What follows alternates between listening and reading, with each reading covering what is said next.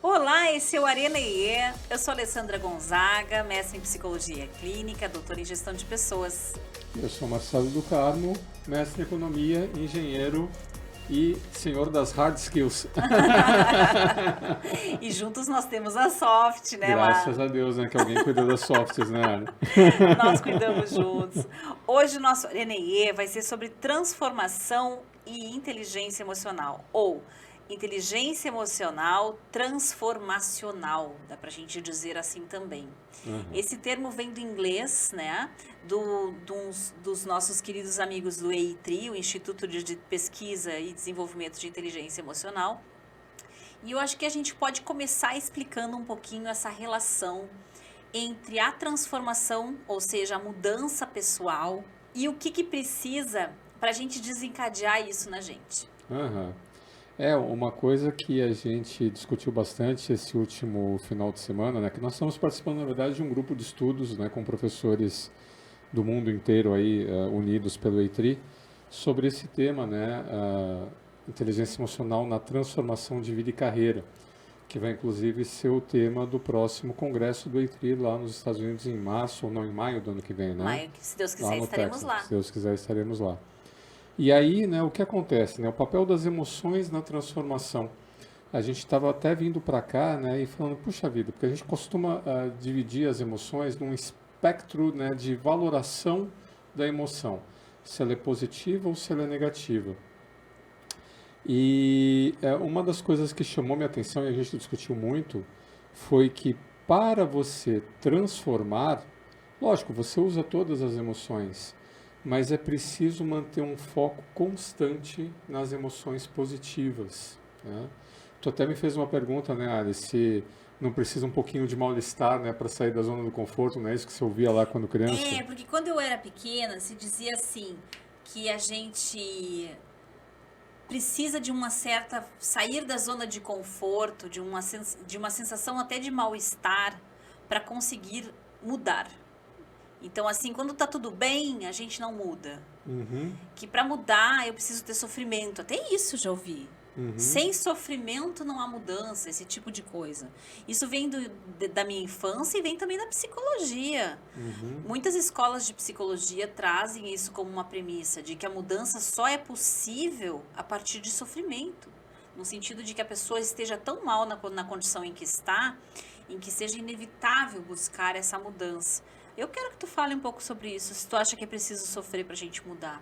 Ou se é É, condição para mudar, estar sofrendo. eu acho que eu consegui desenvolver um entendimento a partir do que a gente discutiu na última semana, que, assim, deixa eu tentar fazer de uma forma estruturada, né? A gente estava conversando sobre o pensamento construtivo. Então eu quero sair do ponto A para uma condição B. E quais são os meus caminhos possíveis, né? Porque o A, ele não está confortável, Isso, então né? já tem o desconforto aí. Já tem o desconforto. Uma das coisas que eu posso fazer é não fazer nada, É, que é a aceitação, né? isso. Então eu decido aceitar. Se está desconfortável e eu decido aceitar, eu tenho que ter mecanismos de coping, eu tenho que ter mecanismos de suportar aquela situação desconfortável, porque eu posso querer mudar, mas eu ainda não tenho condições de mudar. Por exemplo, eu não estou satisfeito com a minha ocupação atual, mas eu ainda não tenho uma segunda ocupação, né? E eu preciso garantir a renda para o meu sustento. Então eu vou ter que, de alguma forma, aceitar conviver com aquela situação. Se esse desconforto for muito grande, eu não vou aceitar. Isso. Eu vou partir para a mudança, né? Mas se esse desconforto ele é aceitável, digamos assim, ok, eu vou persistir, né, nesse caminho por mais um tempo. E aí onde entra a importância da emoção positiva? Para balancear esse desconforto. Entra como um mecanismo de coping, né, Ali? Né? Explica para o pessoal o que é esse coping aí. O coping nada mais é do que a expressão enfrentar, né? Em inglês, o enfrentamento. Tanto que tem a pergunta, né? How do you cope? Que quer dizer, como você lida com isso? Como é que você está conseguindo lidar com essa situação, né? E essas estratégias de enfrentamento, cada um de nós tem uma. Nem sempre a nossa estratégia, ela é saudável. Quer ver uma estratégia que as pessoas fazem? Beber. É uma fuga, né? É Não uma é fuga. enfrentar, fazer de conta que não está ali. Mas é uma maneira que a pessoa encontra, uma maneira não adaptativa, como a gente diz, porque não faz bem para ela no médio nem no longo prazo, muito menos no longo prazo. Mas é uma maneira que a pessoa faz de tentar enfrentar aquela situação. O que seria uma maneira de enfrentar emocionalmente inteligente? Aquela em que eu não abro mão de sentir, a gente já falou sobre isso no da cura emocional, então não adianta eu fingir que eu não estou triste, do que eu fingir que eu não tenho raiva, esse tipo de coisa. Negação, né? Em denial, né? Em denial, como a gente vê muitas pessoas fazerem também. Não vou pensar sobre isso, não, tá tudo bem, tá tudo ótimo. Não adianta eu pensar nas pessoas que têm menos do que eu, infelizmente, tá? Coisa boa se a gente pudesse se comparar com pessoas que têm menos do que nós. Menos que eu digo não necessariamente materialmente, né? Mas que a condição delas nos parece menos favorável. E que a gente olhasse para essas pessoas e dissesse, nossa, se ela consegue, claro que eu vou conseguir. Mas isso não acontece. Quando a gente está desconfortável, a gente se compara com quem tem mais do que a gente. Com quem está conseguindo mais. E a gente é cruel nessas comparações. Então, o que seria uma possível estratégia adaptativa, já pegando as emoções positivas que tu está falando? Eu perceber que eu preciso de um tempo para mim. Isso. Eu perceber que, de repente, naquele trabalho que eu não estou aguentando, mas que eu ainda preciso aguentar talvez por mais 1 mês ou 2, ou até eu conseguir me recolocar, por exemplo, que eu não posso sair simplesmente pegar minha bolsa e ir embora, que eu preciso ter um plano B. Então, enquanto eu não consigo meu plano B, quem sabe eu dou uma saidinha, eu vou respirar um ar puro, eu boto meu pé na grama, eu tomo um pouco d'água. A emoção negativa, ela descarrega a tua bateria, a emoção positiva recarrega. Isso aí. Você consegue coletar a saúde, bem-estar, a energia que você precisa para enfrentar, né, essa situação desgastante. Então, mesmo na aceitação, mesmo com um grau ali suportável de desconforto, é importante você ter emoção positiva para que você consiga ou se manter nesse estado transitório, ou mesmo nesse estado que você é obrigado a aceitar, você mantenha forças para, quem sabe, mudar, que é a próxima opção, né, do pensamento construtivo. Tem mais uma vantagem. Diga. Tem mais uma vantagem em ter as emoções positivas. Quando a gente está se sentindo bem, seja porque a gente está amando, seja porque a gente consegue ter gratidão, que é esse sentimento que eu estava tentando comentar na comparação, seja porque a gente tem uma sensação de esperança no futuro, se não deu certo agora, dará um dia. Qualquer que seja a emoção positiva, ela tem uma outra vantagem. Ela cria a capacidade de pensar soluções que, enquanto eu estou nas negativas, eu não tenho. Então, o tal pensamento construtivo, ele depende de uma mente, no mínimo, neutra. Então, mas agora você já está entrando na segunda opção, que é a mudança. Então. Né? Aí é a possibilidade dos cenários. Agora é a mudança. Porque o que acontece? Né? Quando você decide, não vou aguentar, vou mudar. Isso. Para você decidir mudar, você cansou da tristeza, você se encheu de raiva, você fala, não, isso não é mais suportável. Não tem mais medo também. Não tem mais medo da mudança, né? Então, as amarras ali do medo, da tristeza, da raiva, de alguma forma, fala, vou mudar. Isso. Então, se essas emoções te levaram para a mudança, para onde que eu vou? A nossa conclusão é que não é uma boa ideia traçar planos imbuídos de emoções negativas. Isso é. Então aí volta a necessidade de você cultivar as emoções positivas para você fazer esses cenários what if que você estava falando. Porque quando a gente, vou mudar, então vou fazer tal coisa então, e esse vou fazer tal coisa, ele foi decidido banhado de raiva. Você pode entrar, sei lá, num caminho de vingança, ou num caminho de autodestruição, ou num caminho que não vai ser o melhor caminho para você. Então, não é uma boa, depois que você tenha decidido mudar, você seguir imbuído de emoções desse espectro negativo para definir os caminhos de mudança, para definir as suas opções. As emoções positivas, elas conseguem te dar, como você disse, mais serenidade, mais clareza, até mesmo porque quando você decide mudar, não quer dizer que você consegue mudar tudo, né? a gente tem recursos, né, limitados. Até para a mudança cansa, gente. Você A mudar mudança cansa, envolve né? energia, tempo, dinheiro, Isso. né? Às vezes parceria. Então, quando a gente não consegue mudar, eu ainda quero pegar aquele lado do aceitar, tá? Tá, voltando para aceitar. Vamos voltar para ele antes de nós ir para a transformação de vez. Aham. Então eu peguei aqui um primeiro livro para nossa indicação desse episódio, que é A Pequena Escola das Emoções. Desculpe, sem o A, só Pequena Escola das Emoções. Como os sentimentos nos orientam e o que anima a nossa vida. Anselm Grun. Esse Grun é G-R-U-N com um trema no U, né? Muito bem. Então, olha esse sentimento que eu achei legal de ler aqui para nós, porque aqui vão ser vários sentimentos que de vez em quando nós vamos trazer a pequena escola aqui para nossos O episódios. dicionário de emoções também. Ou o Acho que dicionário de tem outras coisas emoções. A aqui. gente tem vários dicionários de emoções que a gente gosta de trazer. E, de preferência, no segundo episódio do mês, a gente vai sempre trazer aqui os Isso aí. nossos dicionários, né? Então, a emoção que eu trouxe pra gente ler hoje seria o oposto da transformação, que é a resignação. Uhum. Resignação, sem energia, sem esperança, né? E aí ele diz assim, ó, um trecho que eu vou ler para vocês. Jazer no túmulo da resignação,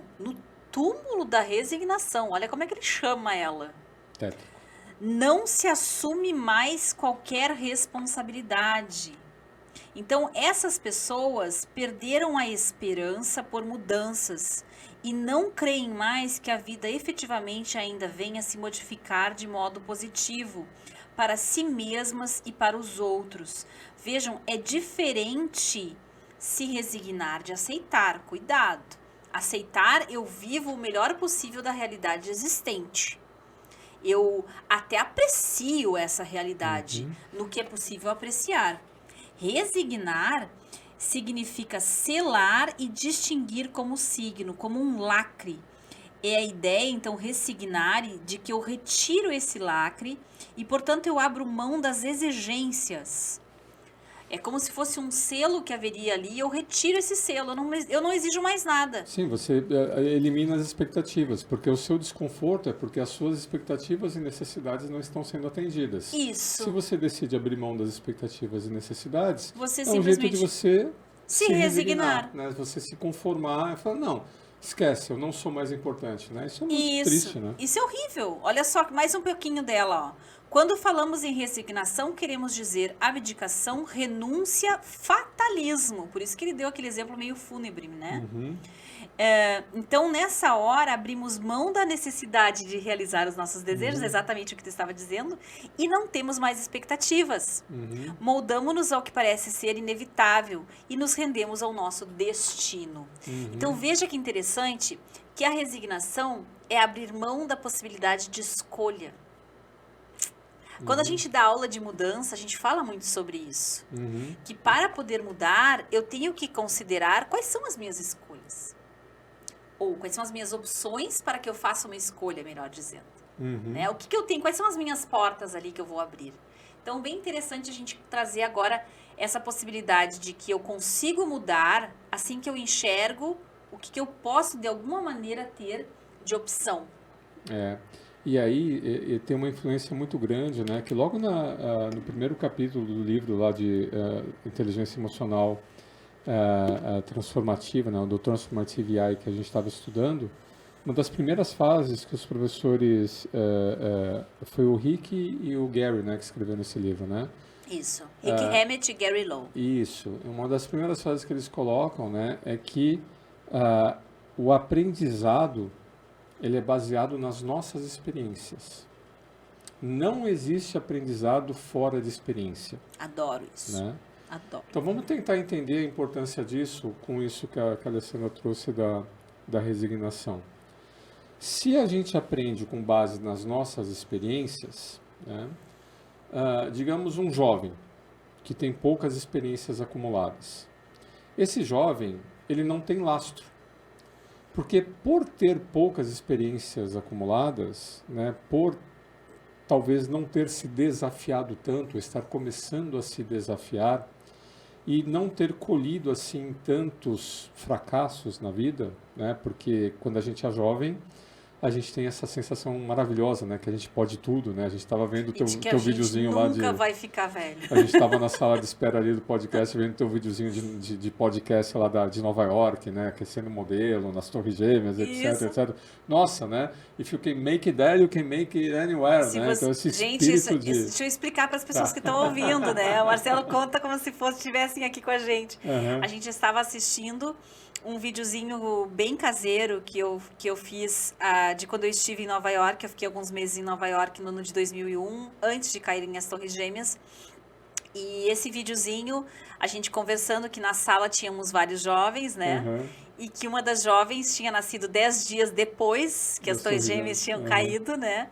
E a outra tinha nascido o ano seguinte em que as Torres Gêmeas... Mas esse videozinho que a Ali mostrou, estava mostrando ali na sala de espera, tem um Insta, né? Quem quiser, olha lá no Instagram da Alessandra, consegue achar lá.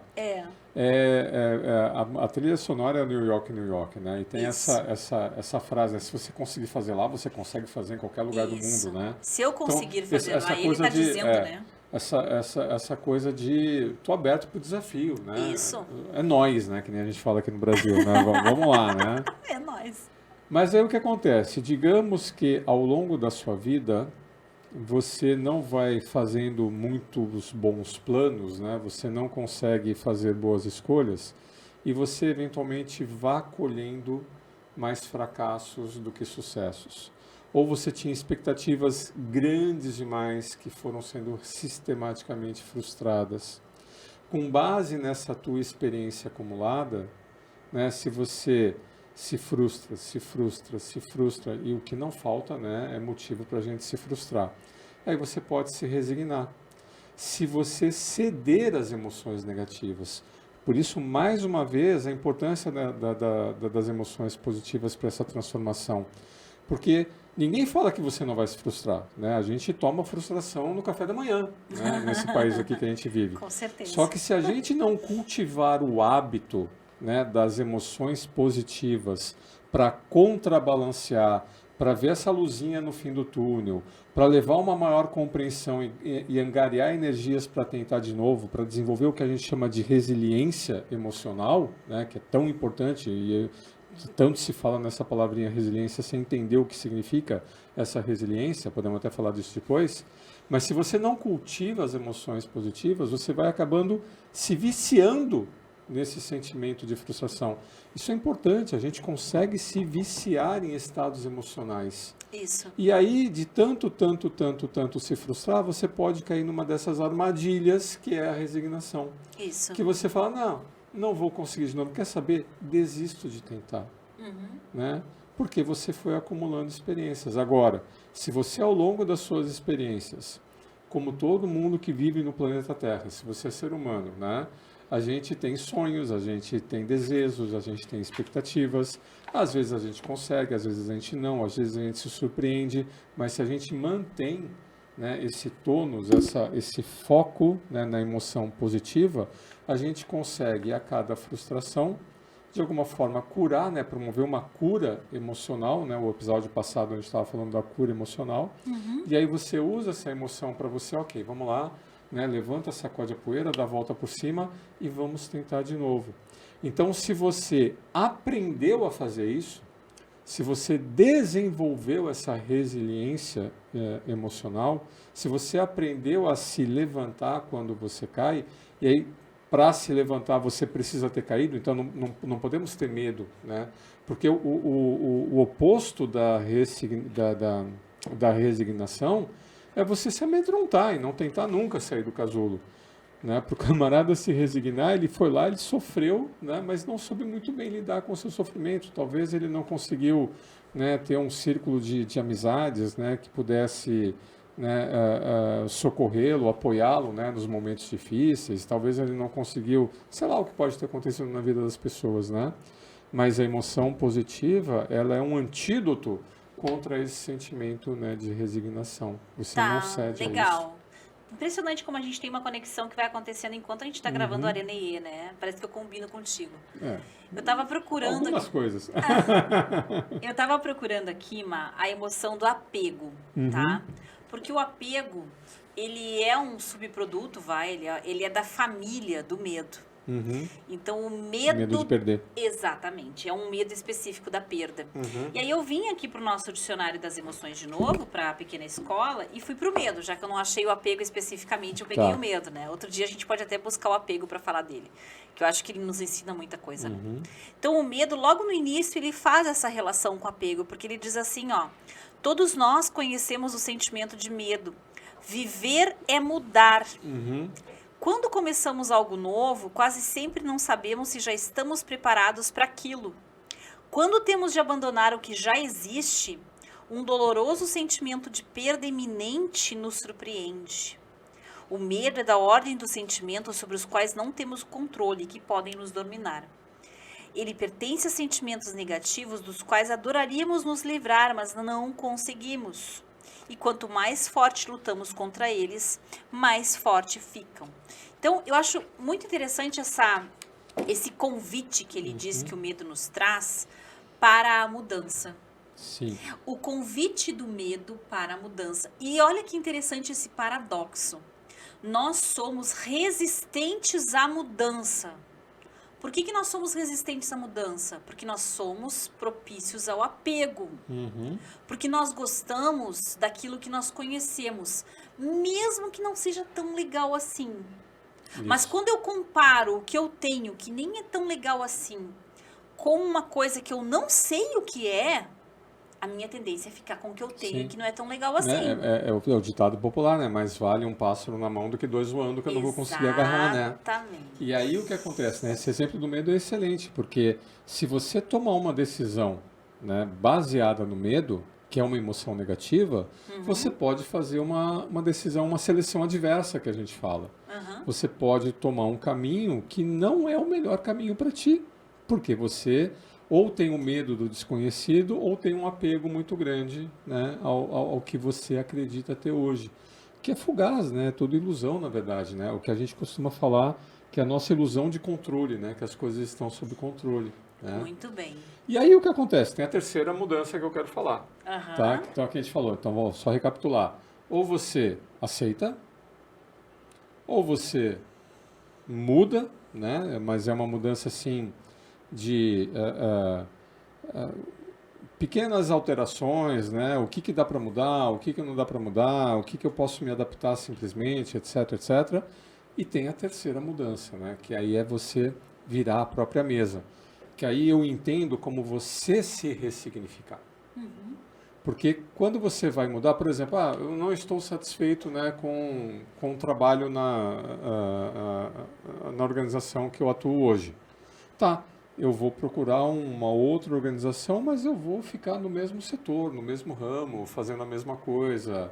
Talvez mudar de estado, talvez mudar de cargo, mas eu continuo sendo essa coisa, né, que eu sou hoje. Fala, não, eu quero uma transição de carreira, né? Eu vou deixar de ser isso e vou passar a ser aquilo. Eu fiz uma outra escolha, mas não é uma outra escolha de ambiente de atuação, é uma outra escolha de modelo de vida, né? Tá, então eu não vou te deixar ainda dizer como é que vai Tá. ser isso. Eu vou fazer uma simulação aqui do que Tá. exatamente a vida nos faz. Porque a gente, várias vezes na nossa vida, a gente acorda um dia de manhã e diz, agora eu já sei o que eu preciso. Eu já sei que eu tenho que mudar dessa empresa. Eu já sei que eu tenho que mudar desse relacionamento. Eu já sei que eu tenho que sair dessa casa. Eu já sei que eu preciso de um sofá novo. Não interessa. A gente acorda com essa ideia. Só que até a gente executar essa ideia, a gente vai ter toda a resistência à mudança que nós estávamos falando. Sim. Então, antes de você trazer o mundo novo, eu quero mais um pouquinho falar do apego, Eita. trazendo o segundo livro, Marco. Tá bom. Aí eu vou te deixar com o terceiro livro para fechar o nosso Tá, podcast, beleza. que nós já estamos quase, 23 Ih, minutos. tem tempo ainda. Não, mas a gente vai deixar até uns 40 e olhe lá. Essa é a nossa conversa Não, agora imagina, para nós tu tá não... acostumada no podcast antigo, que a gente fazia meia hora. Não, aqui a gente tem É mais tempo, Ah, né? Agora dá pra gente contar. Então, Agora olha que tá que ficando legal. boa a conversa. Tá gostoso, né? Mas é assim que é bom, porque daí dá pro pessoal ficar com aquele gostinho de quero mais. Pois é. Então, olha só, o segundo livro parece que não tem nada a ver com o que a gente está falando, e tem tudo a ver. Ele é da Mary Kondo. Eu vou até mostrar aqui na tela, ó, que legal. Eu não sei se eu mostrei o outro, eu acho que eu não mostrei o outro. Será que eu mostrei? Ó, se eu não mostrei, tá aqui o outro da Escola das Emoções, tá, pessoal? Pequena Escola das Emoções. Agora o da Mary Kondo tá aqui, ó. Então, esse livro da Marie Kondo é uma preciosidade. Ela tem um especial na Netflix, tá? Sobre a arrumação. Ele se chama A Mágica da Arrumação, o livro que inspirou a série Ordem na Casa. A série na Netflix é Ordem na Casa, fica a dica também. Pode ser se você não quiser comprar o livro, né? Mas o livro vai trazendo ela vai explicando um pouquinho dessa filosofia dela. E olha só que interessante, voltando ao medo e ao apego, né? Qual que é a filosofia da Marie Kondo? Que a gente deveria só ficar na nossa casa com coisas que nos despertam alegria. Efeito das emoções positivas que nós estávamos falando. O que nos trava de ficar com as alegrias? Os medos de perda, as tristezas, a sensação de que a gente construiu uma história e que quando a gente entrega um objeto, a gente está entregando não esse objeto, mas a história que ele carregou. Quem aqui atira a primeira pedra, quem não tem uma gaveta cheia de tralha em algum lugar? Quem não tem uma roupa que guardou para um dia usar com um sapato ou com uma bolsa ou quando emagrecer. Tem até um meme que mostra isso, que é os 100% das minhas roupas, né?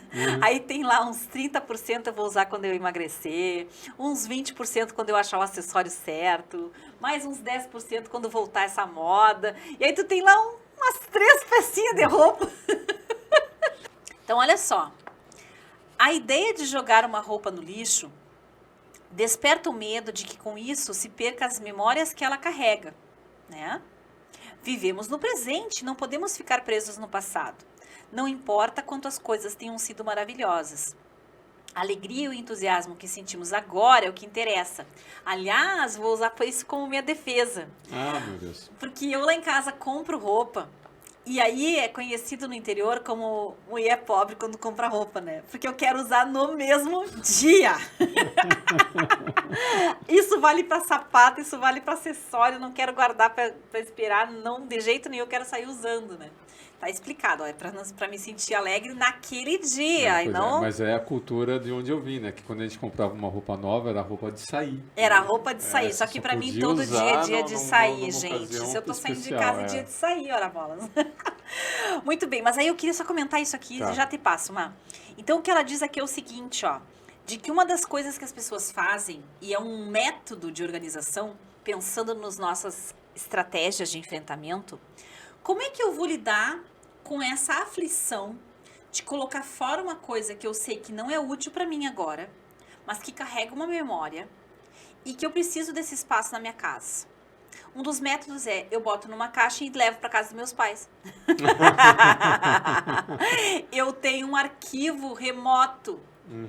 A gente faz isso com fotos, a gente vai arquivando. O armário da garagem. Né? O armário da garagem, a gente vai criando sumidouros para a gente não se desfazer. Então, o que ela vai dizer aqui é que justamente esse hábito de despachar as coisas e de que se deixar aos poucos a mudança ir acontecendo, acaba não favorecendo esse novo raciocínio. De que eu não preciso disso. E de que esta memória, ela é minha e não desta coisa. Né? Pronto, agora sim, Má, fala um pouquinho sobre isso e faz a transição para nós. Tá. O que eu acho interessante dessa Marie Kondo aqui, eu até assisti alguns episódios lá, é na Netflix, né? É na Netflix, Como é que chama de novo? Ordem na Casa. Ordem na Casa, né? Então, o que acontece? Imagina esses episódios que o camarada ele tem uma casa que é um caos e vai lá essa pessoa e fala, olha, não é mágica, né? Não adianta, como a gente às vezes vê alguns episódios aqui no Brasil, que a pessoa dá-lhe uma solução de armazenamento para guardar tudo. Não é a solução de armazenamento para guardar tudo, é praticar o desapego.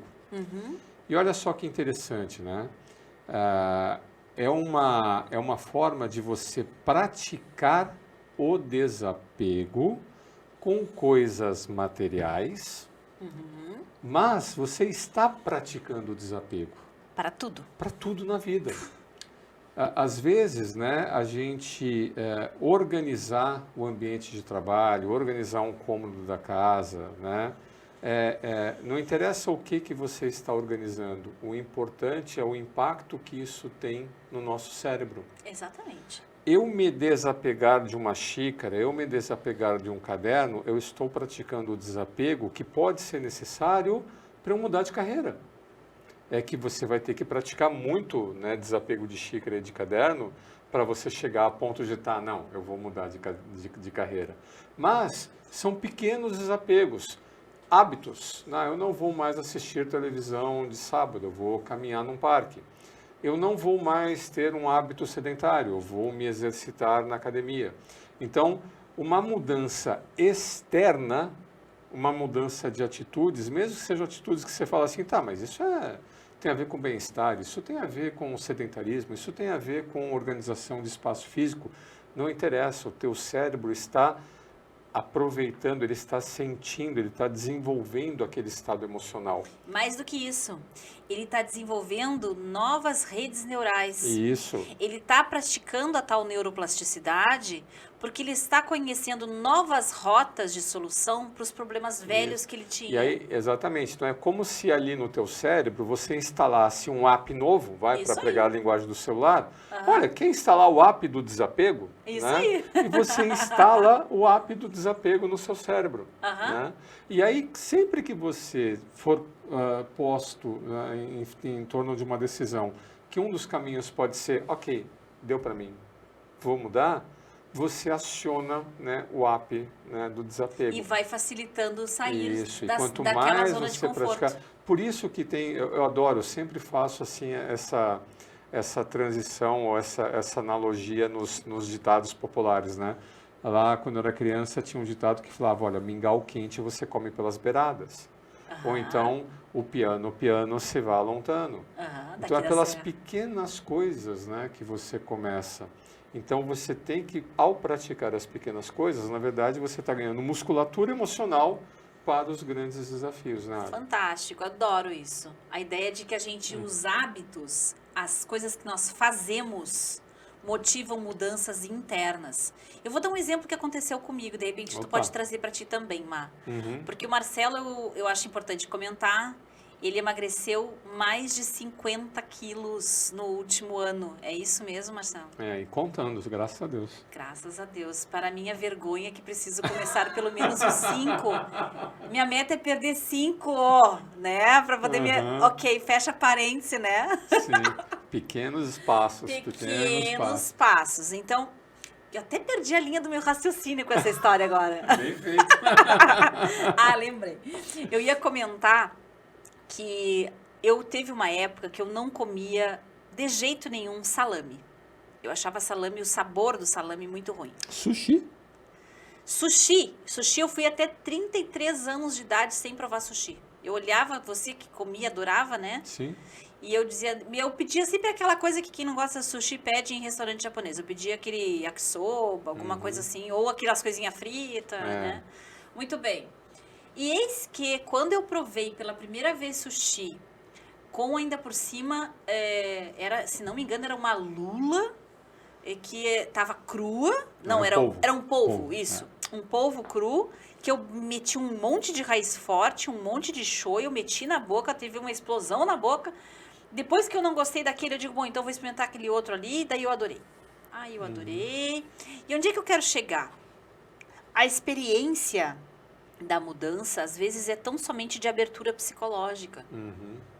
Qual é o alimento que você vai experimentar que você não coloca na boca, que Deus livre, teus amigos comem e tu diz, eu não como isso? Por exemplo, qual é o passeio que você vai fazer, que você vai fazer uma rota um pouquinho diferente dessa vez?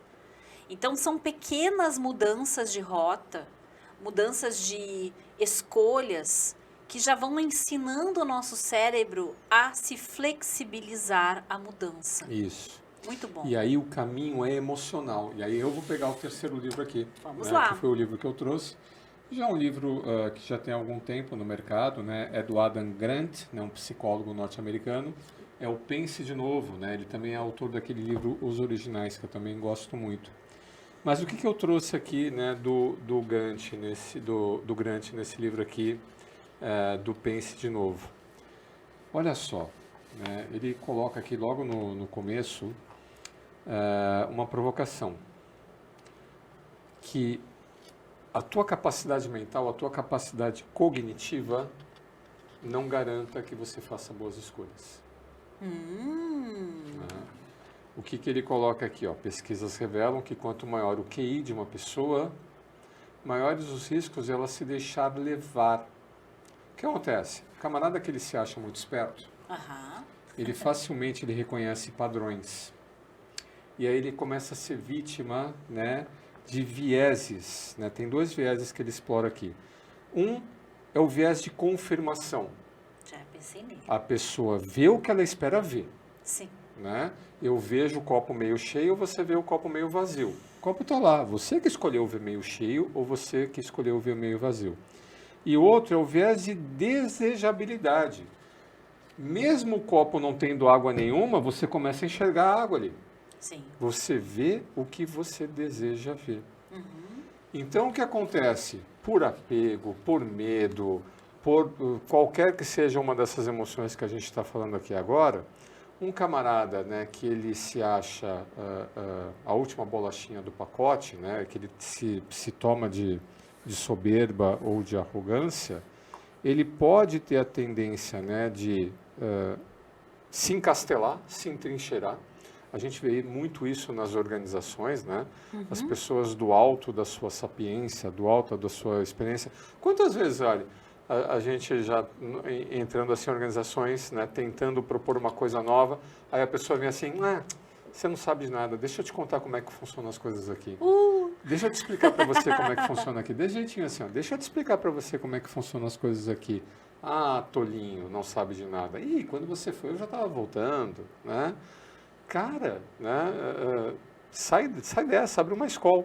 E aí, o que ele coloca aqui, né?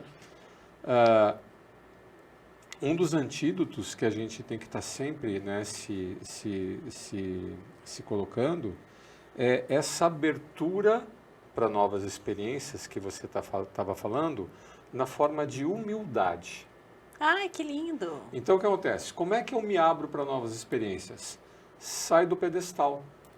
Olha só que dica legal.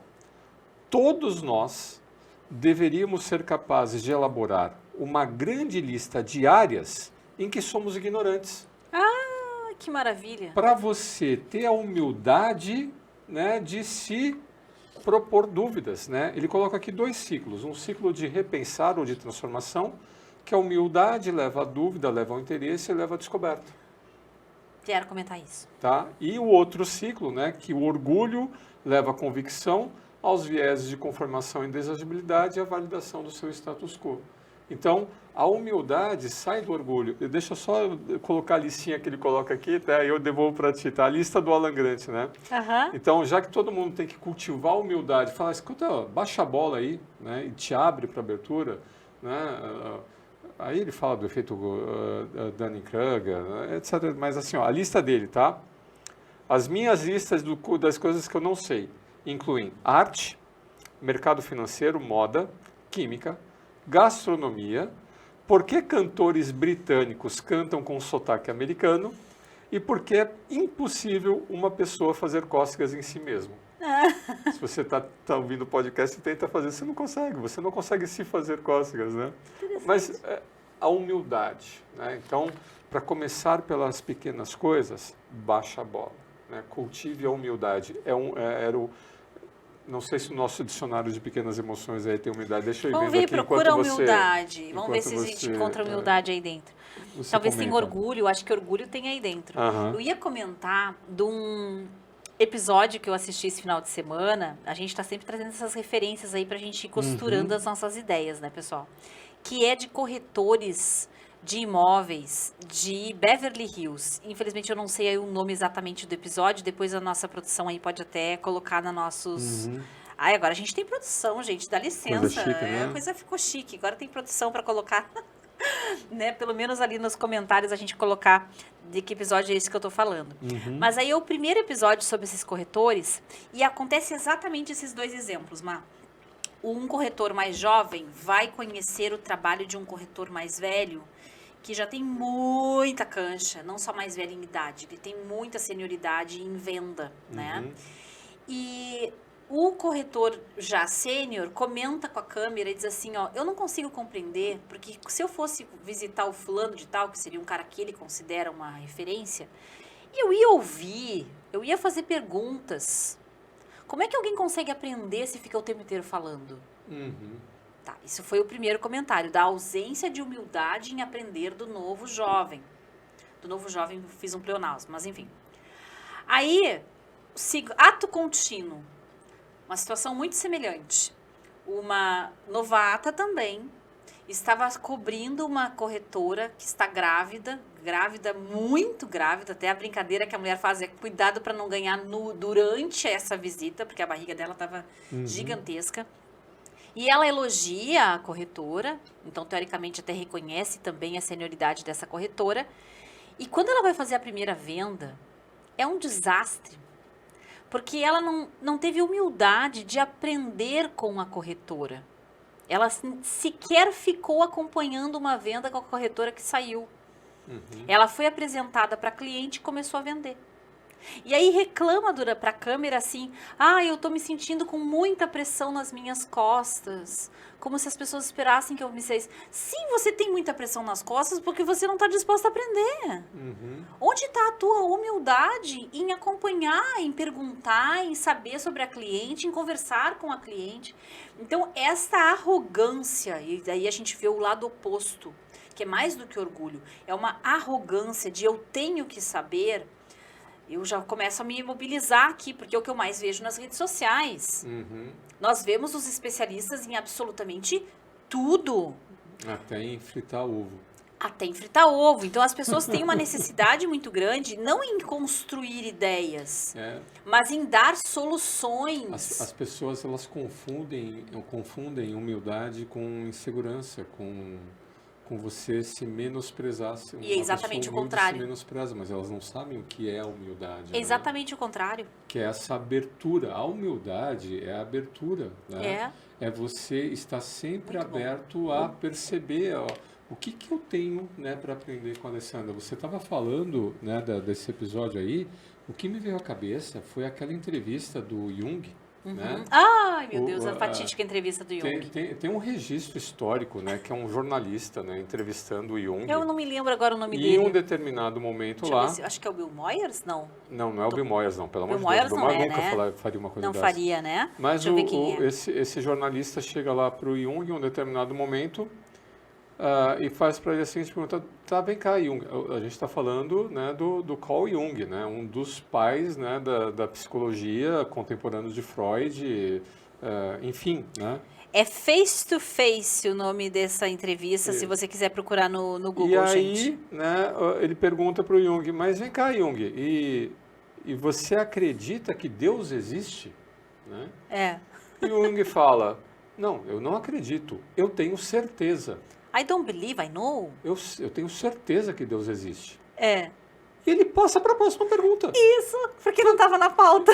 Explica para... Ou talvez seja um viés de confirmação dele, né? O jornalista podia ser ateu e falar, não vou... Como assim? Não vou dar palco uma pessoa que é uma sumidade, então, né? Uma sumidade fala assim, não, tenho certeza que Deus existe. Tá... Explica para nós. Como assim? Da onde veio a tua certeza? Por quê, né? Não. Próxima pergunta. Nossa Senhora, isso é a arrogância, né? É a arrogância. No crachá aqui, a arrogância, impressionante. E que mistura-se com insegurança. A gente percebe que é uma insegurança de dizer eu não sei, eu não tenho uma resposta. Esse vazio da resposta, ele vai ser preenchido daí.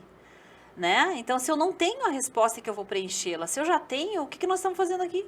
Pois né? Então, e aí essa insegurança, de novo, a importância de você nutrir, né, emoções positivas. Porque quando você tem, né, essa emoção positiva, quando você tem autoconfiança, tudo bem, né, você não saber tudo na vida. Gente, assim, ó, alerta aos navegantes, né? Ninguém sabe tudo na vida. Ninguém você sabe. Sempre tem alguma coisa a aprender. Com certeza. Inclusive o Adam Grant aqui, né, ele coloca a diferença entre a síndrome do impostor, né, e a síndrome do camarada que é eles chamam um jogador de araque, né? Um player de araque. O que acontece? É a diferença entre a competência e a autoconfiança. O cara que tem a síndrome de impostor, ele tem competência. Então, ele tem noção do quão complexa, digamos assim, é uma situação. E ele tem noção que ele pode não saber tudo. Ele tem noção que todos nós estamos sujeitos a uma linha de ação que pode eventualmente levar a um desfecho que não é o melhor possível. Então ele fica com medo disso. Ele não é tão autoconfiante, assim, a autoconfiança dele é menor do que a competência. Então ele é um cara competente, mas não é um cara com excesso de confiança. Então isso leva para uma síndrome de impostor. O camarada que é o player de Araque, ele não tem competência, mas ele é super autoconfiante. Isso. Então ele já nasceu sabendo, né? E aí ele dá com os burros na água. Então a competência e a autoconfiança, elas têm que caminhar juntas. E a humildade, né, te coloca assim, olha, eu não sei, mas tudo bem não saber. Eu me blindo da síndrome de impostor se eu consigo praticar a humildade de boas, se eu consigo aceitar que, olha, eu estou aqui para aprender. Então vamos lá, Mar, vamos fazer uma amarração agora de tudo que a gente falou. Agora sim a gente pode começar a fechar. Agora a gente vai fechar as janelinhas. Então, para a gente promover uma transformação pessoal, a gente tem que se livrar das nossas certezas, certo? A gente tem que garantir que o nosso apego não nos imobilize. A gente tem que garantir que a nossa imobilidade psicológica não se transforme numa imobilidade também física e, portanto, por isso a gente deveria fazer coisas... Pequenos passos, pequenas ações, pequenas modificações de rota para ensinar o nosso cérebro emocional a que é possível ser diferente. E tudo isso banhado em emoções positivas. E muita humildade. É. Eu diria que humildade mais curiosidade. Esse desejo... A humildade leva à curiosidade, né? Exatamente. A gente sendo curioso com a transformação que vai acontecer. Então, se formos humildes, curiosos, corajosos e flexíveis, encontramos 4 eixos aqui, a gente vai conseguir se transformar. E se você for uma pessoa mais humilde, né, além de você conseguir aprender mais na sua vida, você vai ser uma pessoa muito mais interessante, muito mais legal de se conviver. Faça essa reflexão. Né? O que você prefere? Né? Conversar com uma pessoa que já vem mostrando todos os defeitos que você faz, tudo que você não sabe fazer, né? Já vem te dando lição de moral para tudo, ou uma pessoa que chega para você e fala, que interessante, o que é isso? Me explica, me ensina. Como é que você faz? Né? Quem é mais agradável, né, de você conviver? Uma pessoa humilde ou uma pessoa arrogante? E aí, que tipo de pessoa que você quer ser, né? Sendo que a humildade, além de você ter esse mais fácil trato de convívio, né? Você ainda tem o bônus de aprender sempre alguma coisa, sempre está aberto, né, a aprender coisas novas, né? A beleza de ser um eterno aprendiz, como dizia a música para ser feliz, né? Muito legal, adorei. Então a gente vai finalizando esse Arenê. Então o nosso próximo Arenê vai ser sobre o tema da inovação e desenvolvimento de líderes, com uma figura fantástica que é o Paulo Amorim, CEO do Senex. Vai estar aqui nessa bancada com a gente, né, Mar? Isso, o Senex é com o sistema Athitos, né? A antiga Universidade MEC, né? Isso mesmo. IMED, né? Nosso parceiro, né, de trabalho, né, vai estar aqui falando sobre inovação no desenvolvimento de lideranças. Que legal. Que fantástico, né? Então, muito obrigada pela audiência. Mandem seus comentários, insights. A gente está disponível por e-mail no alessandra@conexãoie.com.br e marcelo@conexãoie.com.br e também nos nossos sites, né? Todos os nossos canais, @conexãoie. Isso aí. Muito obrigada.